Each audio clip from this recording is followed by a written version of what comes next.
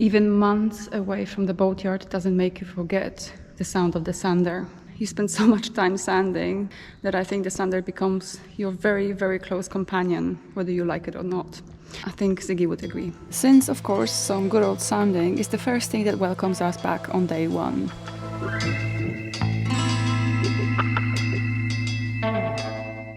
Hi everyone, it's Natalia here. As you can see, Squalo and Ziggy is somewhere in the background, getting organized. Now that is very posh. As you know, we've been away for quite some time and we haven't created any content in a while, but we've missed being here. And I just wanted to say that we are incredibly grateful for your support and for sticking around during this time, whoever did stick around. But guess what? We are ready to dive back into the workload that awaits. So last time, as you know, we have removed the deck. So we'll definitely continue with that. There's plenty to do. We really want to focus on the areas that will prepare this lady for spray painting of the hull and also the cockpit. What that means is we need to finish up all the jobs around the keel. Well, when I say all the jobs, it's not many. There's just literally one tiny bit at the bottom of the keel where we need to make a repair, which means you will have to be lifted for the final time. Then we will have to take care of the top sides, all the tiny repairs around the port lights and the bow, where the bow roller will be fitted. That needs to be taken care of as well. In the meantime, we will be spending considerable amount of time on deck. We'll be repairing the deck where needed and then laying fiberglass mats on the whole surface to strengthen it. And that takes us almost to a very tough decision again on the finish of the deck. We really have to make up our minds as to what we are going to go for. We really narrow it down to two options. So it's either paint it white and have the non-slip surface like kiwi grip or something similar, or have the artificial teak. I mean, the artificial teak, I have to say, we were quite skeptical about at first, but then we saw it on our neighbor's boat, who is next to us on the pontoon, next to Bywind. This boat called Windrunner, and the guy has done plenty of work over the years, and that included artificial teak. Now, we were astonished when we found out that it was actually artificial, because we were convinced it was real, that he has put real teak. It looks absolutely amazing. So yeah, after that we started considering artificial teak. The cost is, the difference in cost between the kiwi grip and the artificial teak is massive. But yeah, it's worth considering, worth thinking about, especially because we really like the look of it and we would like to keep it that way. So we are swaying more towards the artificial teak at the moment, but we'll see how we go.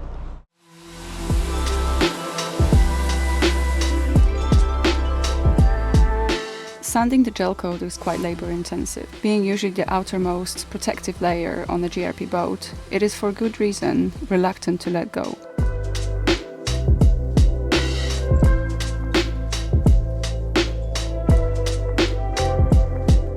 In real time, it feels like an eternity compared to this speed-up version. I may be facing some scrutiny here for the method I'm using to fill those screw holes. Normally, as a rule of thumb, if the hole is pretty small, like from old screws I have here, you would use drill bits to drill the hole to roughen it in order to create tooth in the balsa core, so that thickened epoxy has some fresh surface and can get a better mechanical bond. You could then also bevel the top end of the hole using a Dremel tool to create more surface the epoxy is going to hold on to. I didn't go through the whole process. We agreed with Ziggy that since we will be laying some fresh fiberglass over the whole deck area, this shouldn't be an issue, and filling the holes with thickened epoxy without that beveled edge is sufficient in this case. This may seem very mundane to some, but strangely I find it very soothing and calming, and I'm actually enjoying it.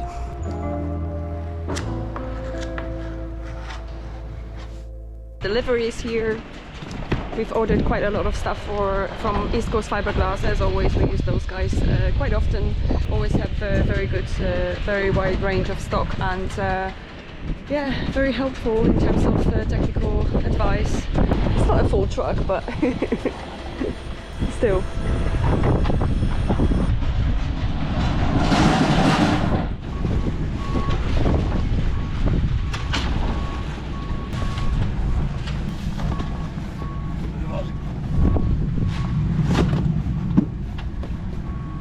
We just wanted to say a big thank you to Lee Bates and the whole team. They're always very helpful. Thank you for a discount, and we will put the link to the shop and down below. So thanks again, guys. Yeah.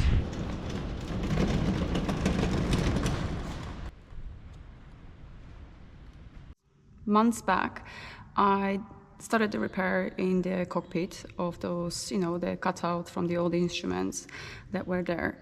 And the last thing I did was apply fiberglass. I never got to a stage of applying the filler. But faced with the looming prospect of completely butchering this repair, I've decided to leave it to a master of all things fiberglass and filler application, Ziggy. I mean, why risk turning it into a modern art when he can turn it into a masterpiece? Where is he? The minute I say something nice about him, he's nowhere near to hear it. Seriously. Babe? Bob, did you hear what I said?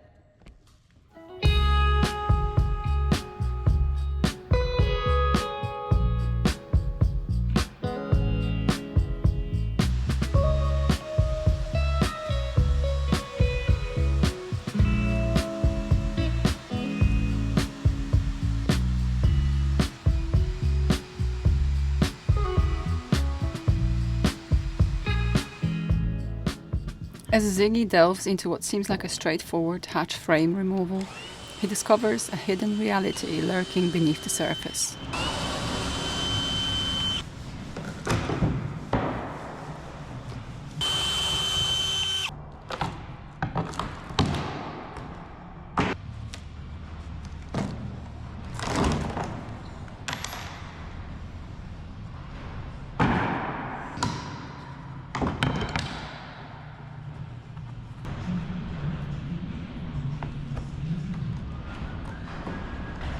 So I basically removed the thick support for the old hatch, and right now the next step is to deal with this problem, which I don't know if you can see it.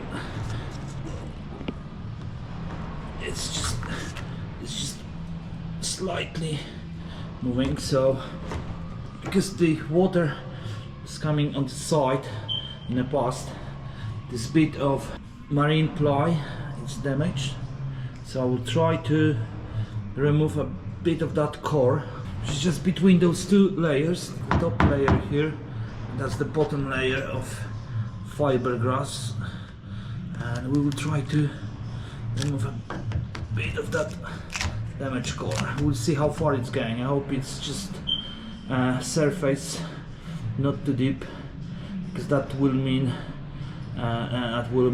we have to put a lot of work into it.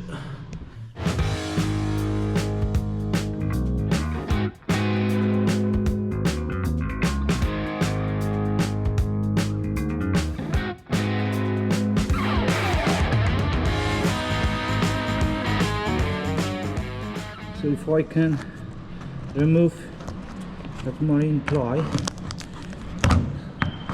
like that easily, I mean it's gone.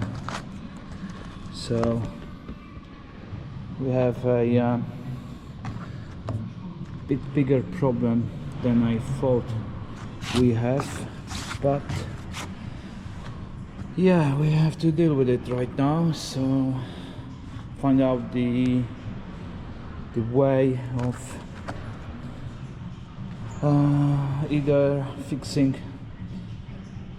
this area here or just remove whole the support, which is white in gel coat, and replace with the new laminate.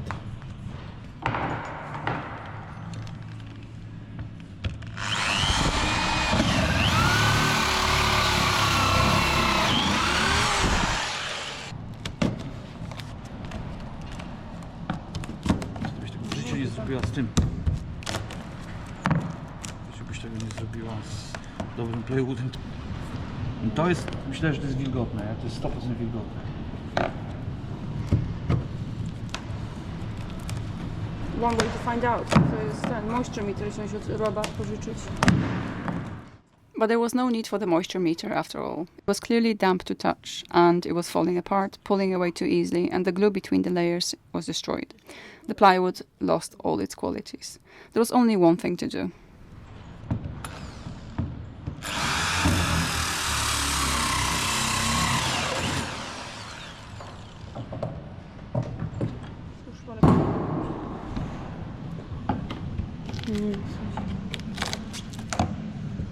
Nie trzeba się wysilać.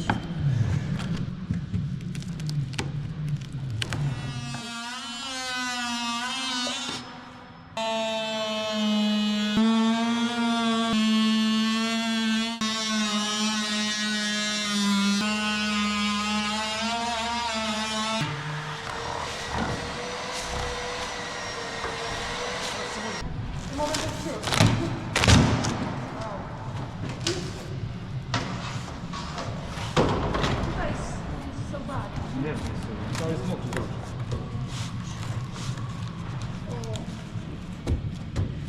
Cały mokry wszędzie.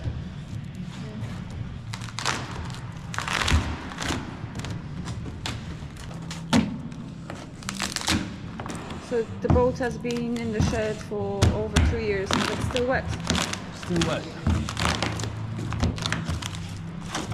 As in not salty wet, but damp. That's crazy.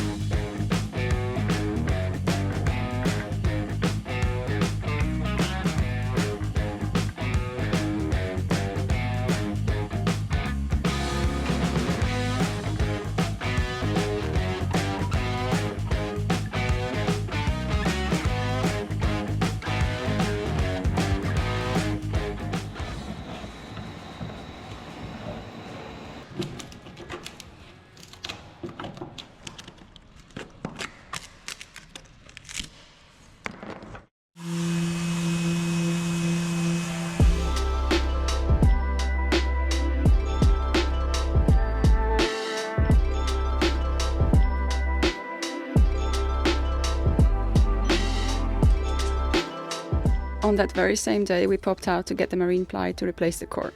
No messing about. We just got hold of that plywood to rebuild that sandwich on the front section of the boat. And oh my goodness, the bloody marine plywood. We had to visit 3 different stores, and then in all of them it was either it was available, but they didn't have the cutting machine. Then in another one they did have a cutting machine, but it wasn't working, and they did have the plywood. And in the third one they did have the plywood, but the guy who was working on the cutting machine was not there today. So only the 4th shop we visited, we managed to get some marine plywood, and they cut it to size, because the whole board we wouldn't be able to fit in the car. Now we've got to cut it ourselves and fit it in that space up there.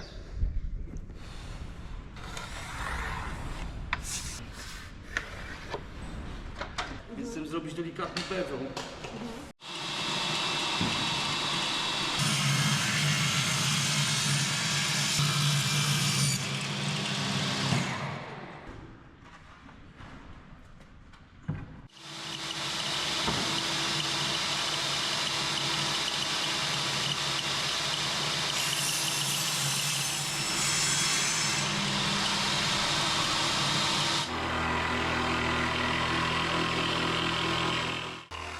And in case you're wondering what thickness of plywood we chose as a replacement, if replacing like-for-like material, I would say it is always a good idea to stick to the same thickness that a boat builder placed there. Unless you have a better material with greater strength and similar properties and a good reason and knowledge to make that change. We stick with what we found there, and that is an 18mm marine grade plywood.